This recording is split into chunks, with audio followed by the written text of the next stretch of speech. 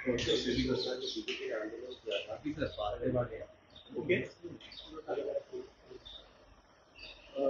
तर आज विरोधी पक्षाचे आमदार आदित्य ठाकरे आणि आपण मराठवाडा दौरा करणार आहे. गेले 2-3 दिवसापासून आहे, पिकांचं मोठ्या प्रमाणात नुकसान झालं. मराठवाड्यामध्ये अतिवृष्टीनं हाहाकार उडालेला आहे. पूर परिस्थिती आहे.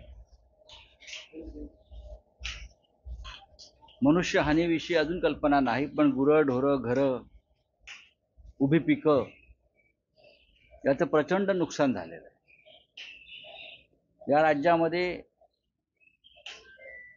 सरकारकडे इतर सर्व वायफळ कामांसाठी पैसे आहेत, पण शेतकरी जेव्हा मरणपंथाला लागतो, शेतकऱ्याचं आयुष्य वाहून जातं, तेव्हा शेतकरी आपला लाडका आहे असं या सरकारला कधीच वाटलेलं नाही. 5-25 खोके शेतकऱ्यांच्या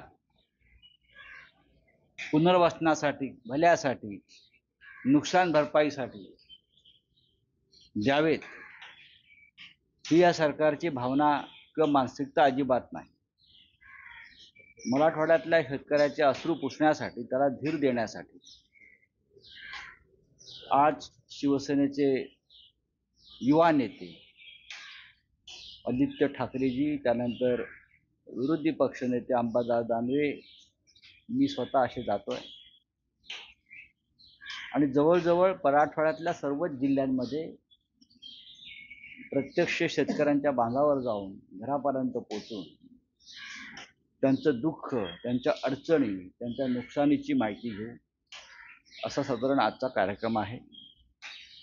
संभाजीनगरला आम्ही उतरू आणि तिथून हा दौरा आम्ही सुरू करू.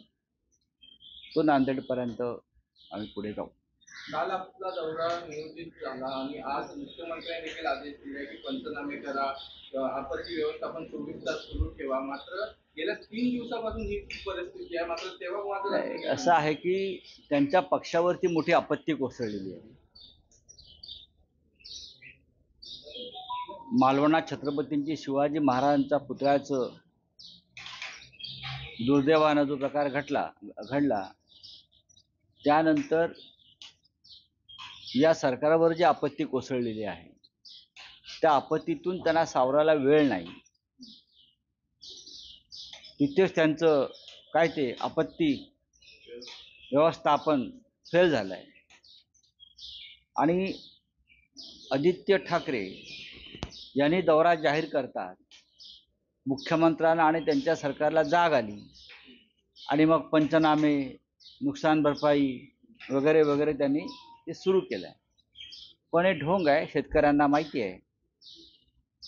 हे वारंवार त्यांच्या बाबतीत 2.5 वर्षात घडलं आहे की माननीय उद्धव ठाकरे किंवा आदित्य ठाकरे यांनी दौऱ्याची घोषणा केली की त्यांना शेतकऱ्यांच्या बाबतीत जाग येते.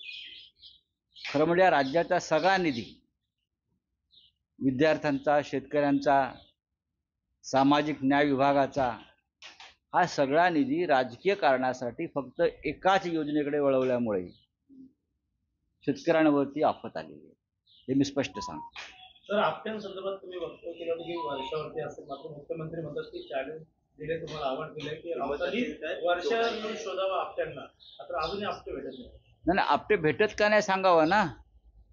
म्हणजे जर आपटे सापडत नसतील, त्यांना लुकआउट नोटीस जाहीर केली, बरोबर ना. आपटे को लुकआउट नोटीस जारी किया है ना. लुकआउट नोटीस जारी केली याचा अर्थ पोलिसांच्या हातात तो लागत नाही. मग या राज्यामध्ये गृह खातं, या राज्यामधलं सरकार काय करत आहे? महाराष्ट्रातून जर ते पळून गेले असतील ते महाशय, तर त्यांना पळून जायला या सरकारने मदत केलेली आहे. आणि पळून गेले नसतील आणि महाराष्ट्रात असेल तर त्यांना लपण्यासाठी अत्यंत सुरक्षित जागा, जे गेल्या काही दिवसामध्ये अनेक गुंडांचं आश्रयस्थान झालेलं आहे, गुन्हेगारांचं आश्रयस्थान झालेलं आहे. मी मागे बोललो, मंत्रालयाचा 6वा मजला असेल, वर्षा असेल, मी त्या संदर्भातले एक फोटोची मालिकाच प्रसिद्ध केली होती मुख्यमंत्र्यांबरोबरच्या. मग वर्षाशिवाय गुन्हेगारांना, अपराधांना आश्रय घेण्यासाठी सुरक्षित जागा कोणती आहे? तर वर्षा, नसेल तर तुम्ही अटक करा. का अटक करत नाही तुम्ही आम्हाला अटक करता, तुम्ही आमच्या कार्यकर्त्यांना अटक करता, तुम्ही आमच्यावर गुन्हे दाखल करता, आमच्यावर खोटे खटले दाखल करता. मग छत्रपती शिवाजी महाराजांचा पुतळा ज्या पद्धतीनं तुटला, तोडला, माझी माहिती आहे साधारण की ह्या पुतळ्याच्या निर्मितीसाठी जे बजेट सरकारकडून मंजूर झालं होतं, काही कोटी,